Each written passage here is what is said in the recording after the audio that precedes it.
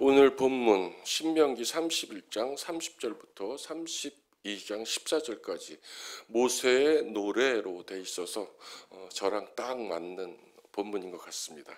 우리 함께 한 절 한 절씩 봉독해 올리도록 하겠습니다. 그리고 모세가 이스라엘 총회에 이 노래의 말씀을 끝까지 읽어 들리니라. 하늘이여 귀를 기울이라. 내가 말하리라. 땅은 내 입의 말을 들을지어다. 내 교훈은 비처럼 내리고 내 말은 이슬처럼 맺히나니 연한 풀 위에 가는 비 같고 채소 위에 단비 같도다. 내가 여호와의 이름을 전파하리니 너희는 우리 하나님께 위엄을 돌릴지어다. 그는 반석이시니 그가 하신 일이 완전하고 그의 모든 길이 정의롭고 진실하고 거짓이 없으신 하나님이시니 공의로우시고 바르시도다. 그들이 여호와를 향하여 악을 행하니 하나님의 자녀가 아니요 흠이 있고 삐뚤어진 세대로다. 어리석고 지혜 없는 백성아, 여호와께 이같이 보답하느냐? 그는 내 아버지시요 너를 지으신 이가 아니시냐? 그가 너를 만드시고 너를 세우셨도다. 옛날을 기억하라. 역대의 연대를 생각하라. 내 아버지에게 물으라. 그가 내게 설명할 것이요 내 어른들에게 물으라. 그들이 내게 말하리로다. 지극히 높으신 자가 민족들에게 기업을 주실 때에, 인종을 나누실 때에 이스라엘 자손의 수요대로 백성들의 경계를 정하셨도다. 여호와의 분깃은 자기 백성이라. 야곱은 그가 택하신 기업이로다. 여호와께서 그를 황무지에서 짐승이 부르짖는 광야에서 만나시고 호위하시고 보호하시며 자기의 눈동자같이 지키셨도다. 마치 독수리가 자기의 보금자리를 어지럽게 하며 자기의 새끼 위에 너풀거리며 그의 날개를 펴서 새끼를 받으며 그의 날개 위에 그것을 엎는 것 같이 여호와께서 홀로 그를 인도하셨고 그와 함께한 다른 신이 없었도다. 여호와께서 그가 땅의 높은 곳을 타고 다니게 하시며 밭에 소산을 먹게 하시며 반석에서 꿀을, 굳은 반석에서 기름을 빨게 하시며 다같이 소의 엉긴 젖과 양의 젖과 어린 양의 기름과 바산에서 난 순양과 염소와 지극히 아름다운 밀을 먹이시며 또 포도즙에 붉은 술을 마시게 하셨도다. 아멘. 설교를 어떻게 하면 줄일까? 오늘 새벽 3시 반에 일어나서 고민하다가 하나님께서 주신 대로 하자 해서 다 하기로 했습니다. 제 설교의 오늘 설교의 시작은 창세기 47장 9절에서 139세가 된 요셉의 야곱의 고백으로부터 출발합니다. 나는 험악한 세월을 살았습니다. 야곱에게 12아들이 있었는데 그 중에서 제일 아끼는 아들이 11번째 아들 요셉이었습니다. 아버지와 그 아들들은 좋은 관계를 지혜롭게 만들어가지 못했던 것 같습니다. 아버지는 요셉에게 특별한 옷을 지어 입힐 정도로 편애를 했고, 형들은 질투를 넘어서 요셉을 어떻게 죽이지? 음모를 하다가 마침내 기회가 오자 꿈꾸는 사람 요셉을 노예로 팔아버립니다. 애굽에서 노예가 된 요셉, 애굽의 고위 관료인 보디발의 집 수석 청지기가 되고 그 아내의 유혹에 이렇게 말합니다. 어찌 이 큰 악을 행하여 하나님께 죄를 지으리이까? 라며 거절했다는 이유로 죄인이 되어서 감옥에 갇힙니다. 그 이방 땅에서 죄수가 되어서 다른 죄수들을 맡아 관리하는 요셉. 성경은 이렇게 기록합니다. 여호와께서 요셉과 함께 하셨고 그에게 인자를 더하셨다. 그리고 요셉은 그것을 경험했다라고 성경은 기록하고 있습니다. 당혹스럽고 벅찬 삶을 살아가던 그에게 하나님은 바로의 꿈을 해석하는 그 시간을 맞이하게 합니다. 그는 애굽의 총리가 되었고 요셉으로 인해서 애굽까지도 하나님께 복을 받게 되고 그 복을 누리는 그런 격정의 순간들을 요셉의 인생 속에서 보게 합니다. 오랜 세월이 지나고 우여곡절 끝에 요셉의 삶 속으로 다시 그의 식구들이 들어오게 됩니다. 요셉은 아버지와 형들 앞에서 이렇게 고백합니다. 나를 이리로 보낸 이는 당신들이 아니요 하나님이십니다. 이렇게 고백합니다. 당신들은 나를 해하려고 하였습니다. 그러나 하나님은 그것을 선으로 바꾸사 오늘과 같이 많은 백성의 생명을 구원하게 하시려고 내게 행하신 것입니다. 라고 고백합니다. 많은 성경학자들이 요셉을 이렇게 평하기를 좋아합니다. 요셉은 모든 삶의 현장에서 최선을 다해 살았던 충성의 사람입니다. 라고. 요셉은 이해할 수 없는 삶의 역경 속에서도 끝까지 하나님 앞에 무릎 꿇었던 겸손의 사람입니다. 이렇게 평합니다. 또 자기를 이방 땅에 팔았던 형들을 용서하고 그 배후에서 일하시는 하나님을 끝까지 신뢰했던 요셉은 용서의 사람이요 복종의 사람이었다. 이렇게 성경학자들이 얘기합니다. 요셉은 자기의 삶을 통해서 일하시고 그 일하시는 하나님을 끝까지 붙들면서 기대했던 믿음의 사람이었다. 이렇게 얘기합니다. 또 인내의 사람이었다. 이렇게 얘기합니다. 요셉은 믿음으로 행동하며 살았던 믿음의 사람이었다. 이런 해석은 정말 제 마음에도 쏙 듭니다. 어떤 학자는 이렇게 얘기합니다. 요셉은 일평생을 꿈꾸는 사람이었다. 바로가 너무너무 기분이 좋아서 자기에게 애굽 땅의 모든 영토를 자기에게 안겨준 총리 요셉이 너무 좋아서 왕궁 앞을 보여주면서 이렇게 얘기합니다. 좋은 땅을 너가 지목하면 다 주겠다. 유혹일 수도 있었고 요셉이 걸어온 인생에 대한 보상일 수도 있었습니다. 그러나 꿈을 꾸는 요셉은 이렇게 얘기합니다.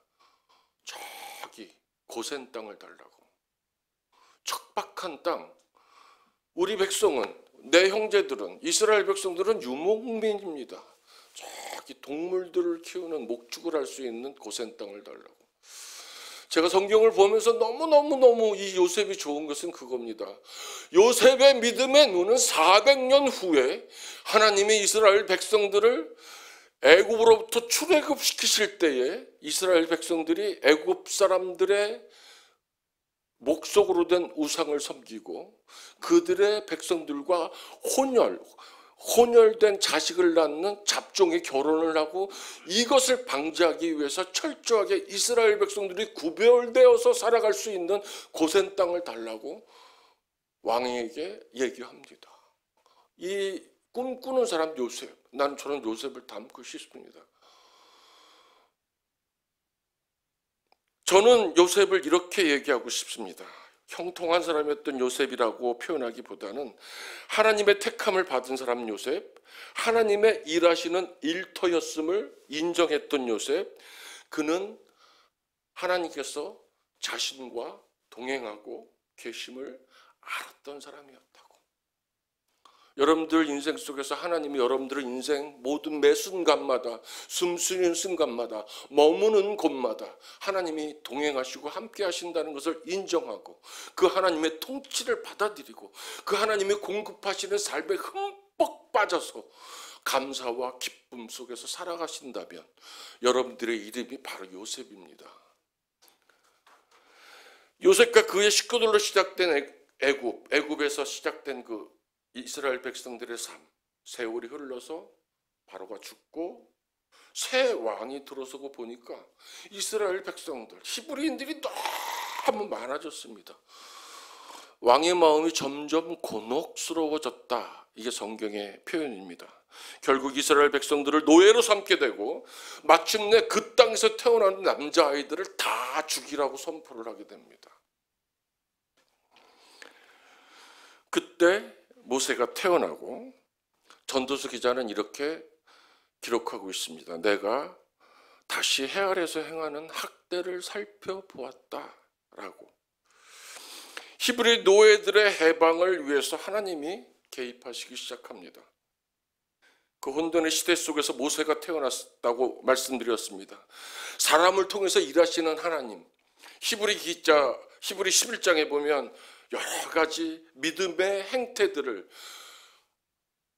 히브리 기자를 통해서 하나님이 설명하게 하는데, 히브리 산파들의 지혜, 바로 왕의 명령을 무서워하지 않은 어머니 요게벳의 믿음, 모세의 첫 생애 40년 동안의 그 왕궁에서의 엘리트 교육, 훈련, 부유한 삶.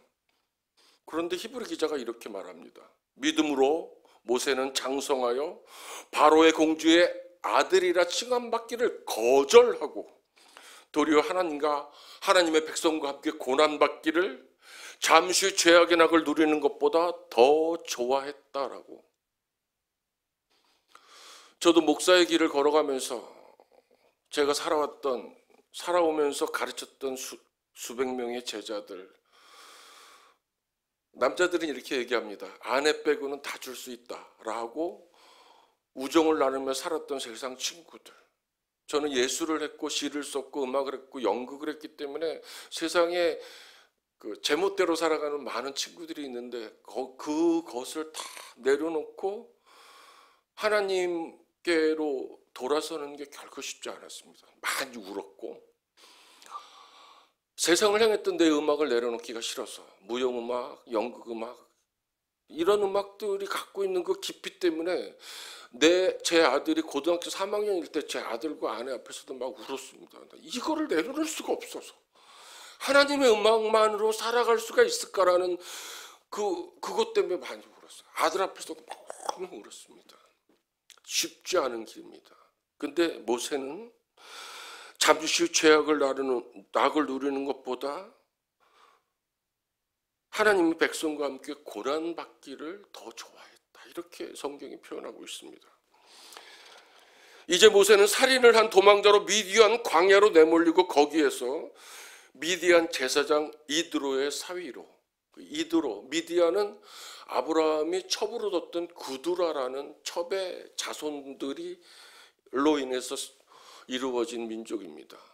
글로 도망가서 그 척박한 광야에서 이드로의 사위로, 십보라의 남편으로, 아들 게르솜의 아빠로, 유목 생활을 하는 양치기로 다음 두 번째 40년의 생애를 살게 됩니다. 아들 게르솜이라는 이 이름의 뜻은 내가 타국에서 나그네가 되었다라는 뜻만 봐도 유목 생활이 만만치 않았다는 것을 우리가 알 수 있습니다. 하나님의 때가 되어서 호렙산에서 하나님이 모세를 부르십니다. 모세야, 모세야. 그리고 말씀하십니다. 내가 애굽에 있는 내 백성을 분명히 보았다. 그들의 고통을 내가 보고 그들의 감독자로 말미암아 부르짖음을 들었고 그 근심을 알고 있었다고. 다른 성경에서는 이렇게 얘기합니다. 나는 여호와 쌈마의 하나님이다. 내가 거기 있었다. 너희들 고난받고 있었느냐? 아니야, 내가 함께 거기 있었다라고 성경은 고백하고 있습니다. 하나님께서 계속 모세에게 말씀하십니다. 내가 내려가서 너 모세를 통해서 그들 애굽인의 손에서 건져내고 이스라엘 백성을 그 땅에서 인도하여 낼 거고 아름답고 광대한 땅, 젖과 꿀이 흐르는 가나안 땅으로 내가 데려가려고 한다. 나는 스스로 있는 자라고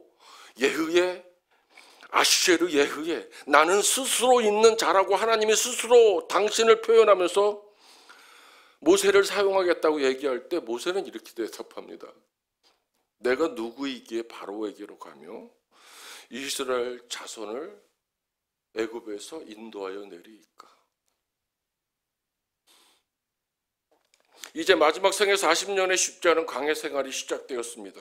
그 모질었던 방랑의 여정을 히브리 기자가 이렇게 서술합니다. 믿음으로 애굽을 떠나 왕의 노함을 무서워하지 아니하고 곧 보이지 않은 자를 보는 것 같이 하여 참았다. 이렇게 얘기합니다. 이 말의 뜻은, 이 성경의 말씀의 뜻은 그겁니다. 그는 보이지 않는 분께 눈을 고정하고 계속해서 나아갔다는 말입니다. 우리 믿음의 여정이 이와 같습니다. 보이지 않는 분께 우리의 시선을 고정하고 그 믿음을 가지고 우리의 인생을 계속 살아간다는 것은 정말 중요합니다. 이것이 그림자요 모형이라고 얘기하면서 구약의 이야기를 오늘 시대를 살고 있는 우리에게 하나님께서 말씀하시는 믿음의 여정입니다. 하나님께 시선을 고정하고 살아가시는 여러분들의 인생이 되시기를 축복합니다. 우리의 믿음의 여정 속에서 우리의 인생의 목적지가 어딜까? 나는 왜 지금 이 길을 걸어가는 것일까라는 것보다 더 중요한 것은 모세처럼 누구와 함께인지가 중요한 겁니다. 모든 상황 속에서 요셉을 평가할 때 하나님이 함께 하심으로 그는 형통했다. successful, 성공하는 삶을 살았다라고 성경은 표현하고 있습니다. 우리가 어디로 가는지, 우리가 왜 지금 이런 상황 속에 있는지, 내가 왜 이렇게 고통 속에 있는지, 이유를 알 수 없는 상황 속에 놓여 있는지 제가 늘 얘기합니다. 폭풍이 있는 바다입니까? 요나처럼 물고기 뱃속에 갇혀서 한 채의 앞도 안 보이는 어두컴컴한 상황을 지금 살고 계십니까? 욥처럼 이해할 수 없는 고통 속에 지금 내가 놓여 있습니까? 삼손처럼 죽음을 목전에 두고 마지막으로 여호와께 기도하는 상황입니까? 시스기야처럼 나를 이 고통 속에서 죽음 속에서 살리셔서 생명을 연장시켜달라고 무릎 꿇고 있습니까? 하나님의 뜻을 돌이키셨다고 얘기하고 있습니다. 누구와 함께 하는지, 그 하나님을 내가 움켜잡고 동행하고 있는지, 이것이 오늘 하나님께서 우리에게 주시는 메시지입니다. 모세는 지도자로서의 자질도 부족했고 카리스마와 신념도 많이 부족했습니다. 보이지 않습니다. 그는 리더십을 스스로 탐하지 않았다고, 위대함에 대한 열망도 없었다고 많은 사람들이 해석합니다. 그런 모세를 성경은 이렇게 기록하고 있습니다. 그 후에는 이스라엘의 모세와 같은 선지자가 일어나지 못하였다. 모세는 하나님께 대면하여 아시던 자다. 하나님과 대면했던 사람이다. 모세는 온유함이 지면의 모든 사람보다 더한 사람이었고 그는 하나님의 온 집에 충성했던 사람이었다. 이것이 성경이 내리는 모세에 대한 평가입니다. 제가 여러분들한테 묻습니다. 늘 모세처럼 하나님을 구하며 기도하고 계십니까? 그 하나님께 예배하고 계십니까? 그러면 당신, 우리 성도님들은 모세처럼 하나님과 친밀한 사람입니다. 두 번째로 묻습니다. 하나님께서 나를 낮추실 때, 나를 낮추시고 나를 또 낮추실 때, 맞아요. 하나님이 맞습니다. 예, 하나님이 맞아요. 하나님, 근데 이 나를 낮추시는 것을 통해서 하나님의 뜻을 구합니다. 하나님의 뜻은 무엇이죠? 라고 하나님 앞에 끊임없이 무릎 꿇고 있습니까? 모세처럼 겸손합니까? 하나님과 동등됨을 취하지 않았던 예수님처럼 남의 유익을 구하고 계십니까? 자기의 유익이 아니라 남의 유익을 위해서 내 삶을 내어주고 계십니까? 보이지 않는 하나님을 움켜잡고 그 하나님을 신뢰하며 인생을 다른 박질 치고 있습니까? 당신들은 모세처럼 하나님의 사람입니다. 말과 행동이 똑같았던 신실한 그 모세처럼 하나님의 사람이 되어서 약한 자들을 섬기며 교회를 세우는 성도님들이 되시기를 축복합니다.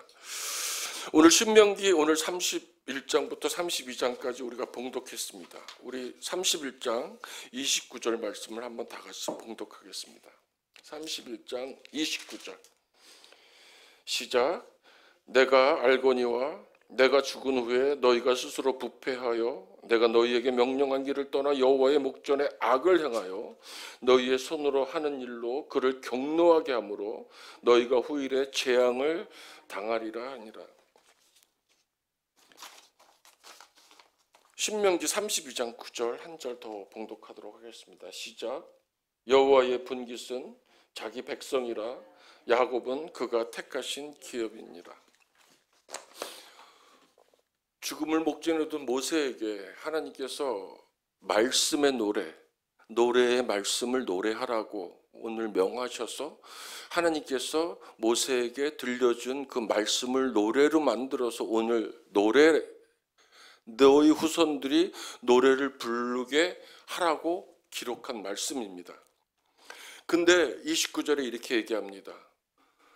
부패하는 백성이 될 것이다. 명령한 길을 떠날 것이다. 하나님의 목전에서 악을 행할 것이다.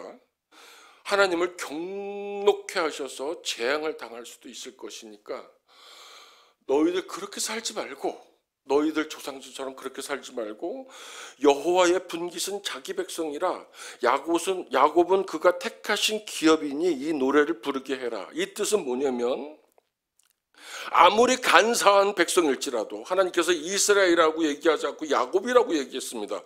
32장 9절에 아무리 간사한 백성이라 할지라도 하나님께서 지극하신 사랑으로 그들을, 아니 오늘 이 말씀을 듣는 우리까지 선택하셔서 우리를 하나님의 분깃으로 삼으셨다는 말씀입니다. 아멘. 호세아서 12장 3절 12절에 보면 야곱을 고발하고 있습니다. 태어날 때부터 에서를 속였던 사기친 야곱,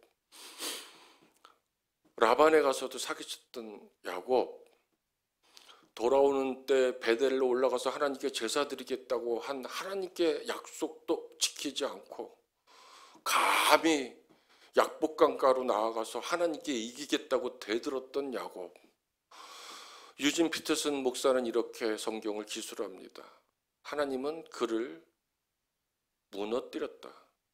그리고 대퇴부를 쳐서 철저하게 굴복시켰다. 그리고 나서 베델에서 비로소 그를 만나 주셨다. 이렇게 얘기합니다. 호세아서에서 그렇게 이스라엘 백성들한테 명령합니다. 너 이스라엘아, 야곱처럼 하나님 앞에 또 사기치는 삶을 살려고 그러냐? 아니다, 돌아서라. 근데 오늘 하나님께서는 이렇게 말씀하십니다. 너희들의 후손들이 내 분깃이라고. 하나님께서는 당신의 백성을 이렇게 부르십니다. 보배로운 백성이다. 거룩한 백성이다. 성민이다. 말라기서에서는 특별한 소유다. 자기 백성이다. 베드로에서는 더 광범위하게 우리를 표현하고 있습니다. 주의 인자하심을 맛보아 구원을 향해 달려가는 우리를 향해 이렇게 노래합니다. 거룩한 제사장이 되십시오. 당신들은 택하신 족속, 왕같은 제사장, 거룩한 나라, 하나님의 소유가 된 백성들입니다. 아멘. 하나님의 백성, 하나님의 궁율로 얻은 자들이라고. 우리가 그런 사람들입니다. 우리가 이 땅에 다시는 거류민 라그네라고 부르지 마라. 당신들은 하늘의 시민권을 가진 사람들이다. 이렇게 얘기합니다. 이제 말씀을 마무리하는 마지막 장으로 왔습니다. 오늘 우리는 이 새벽에 모세가 반석이라고 고백하는 말씀을 읽으면서 그 하나님 앞에 예배하고 있습니다. 오늘 제목이 그 반석을 향한 말씀을 노래하는 노래입니다. 저는 시편을 연구해서 박사학위를 받으려고 했었던 만큼, 박사학위는 못 받았지만 했던 만큼 시편을 많이 연구했습니다. 그 시편에 나오는 노래, 찬송, 찬미, 찬양으로 표현되는 그 모든 의미는 하나님을 하나님으로 인정하고 두 손 들어 감사함으로 경배한다. 야다. 무릎 꿇고 경배한다. 하나님을 하나님으로 노래하며 찬양한다. 하나님을 어리석게 보일 정도로 자랑한다. 바보스러울 정도로 시끄럽게 감사하며 노래한다. 자랑한다. 큰 함성으로 소리치며 하나님께 감사하다고 부른다. 악기와 함께 노래한다. 너무 기뻐가지고 격한 몸집으로 빙글빙글 돌면서 춤을 춘다. 그 외에도 우리가 알고 있는 호산나, 굳이 우리가 주여 기도하오니 지금 우리를 구원하소서, 노엘, 이런 얘기는 저는 포도나무 성가대원들한테 이렇게 얘기합니다. 그거는 이런 뜻이라고. 와!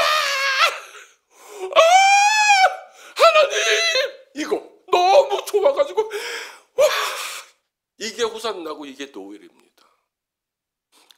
너무 기뻐서 다윗처럼 격한 몸짓으로 빙글빙글 하나님과 나 말고는 없는 겁니다. 이것이 찬송이고 이것이 노래고 이것이 찬미고 찬양입니다. 여기서 반석은 페토라 시대의 반석입니다. 영원한 반석입니다. 고린도전서 10장 4절에는 신령한 반석이라고 말씀하십니다. 영원한 피난처가 되시는 예수 그리스도, 그 예수 그리스도 넘어서서 하나님 자신을 얘기할 때 반석이라고 얘기합니다. 그 하시는 일이 완전하신 하나님, 신실하시고 불의가 없으신 하나님, 공의로우신 하나님, 진실하신 하나님, 거짓이 없으신 하나님, 그 반석이신 하나님께서 너를, 아니 우리를 지으시고 만드시고 세우신다는 것이 신명기 32장의 말씀입니다. 오늘 말씀을 마치려고 할 때 제가 세 가지 말씀을 드리고 싶습니다. 하나님 한 분만이 우리를 인도하신다고.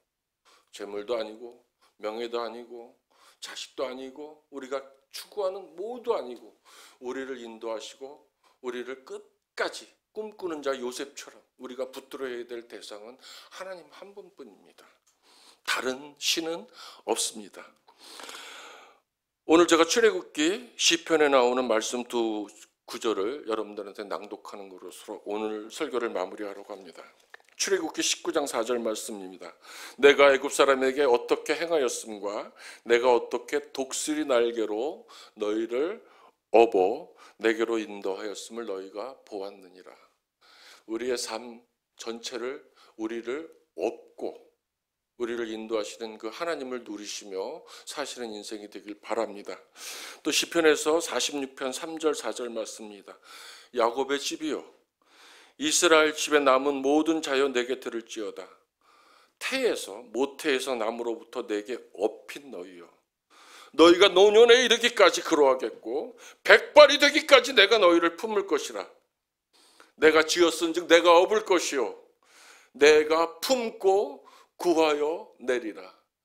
이것이 노년이 된 다윗의 고백입니다. 아름답지 않습니까? 이 말씀의 노래가 이루어지는 오늘 하루가 되시기를, 이 한 주간이 되시기를, 삶의 여정이 되시기를 주님의 이름으로 축복합니다. 우리 마지막으로 예수의 이름을 찬송인 것처럼 그 예수의 이름을 붙드시고 교회를 위해서 우리의 개인의 마음의 소원들을 위해서 기도하시다가 집으로 돌아가시기 바랍니다. 여러분들을 주님의 이름으로 축복합니다.